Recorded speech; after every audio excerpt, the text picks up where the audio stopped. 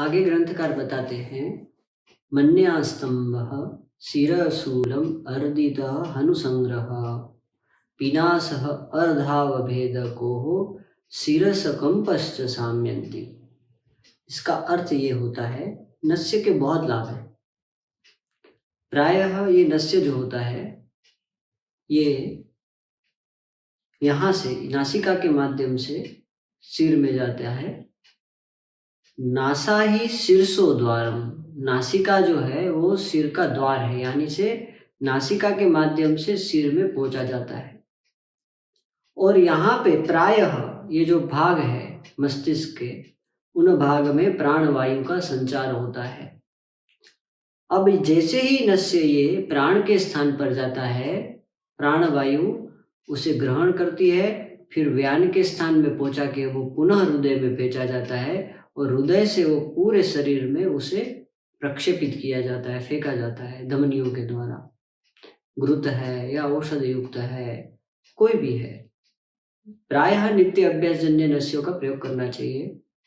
तो यहाँ ग्रंथकार बताते हैं, मन्यास्तम अनुसंग्रह, ये प्रायः सभी व्याधि न्यूरोलॉजिकल डिसऑर्डर्स होते हैं।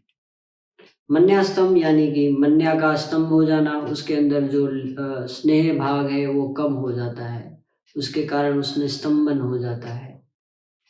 दूसरा, प्रायः पुनः पुनः जैसे लोगों को शिरशूल यानी कि माइग्रेन आदि की जो समस्या है, मस्तिष्क में दर्द होता है, पेन होता है, अर्धावभेदक होता है, आधे सिर में पेन होता है, अत्यंत तीव्र वेदनाएं होती है सिरस्थ में, उन सभी में जब वात वाहिनी नाड़ियों में कंपन अत्यधिक बढ़ जाता है, तो ऐसी अवस्था में नस्य का प्रयोग उत्तम परिणामदायक होता है।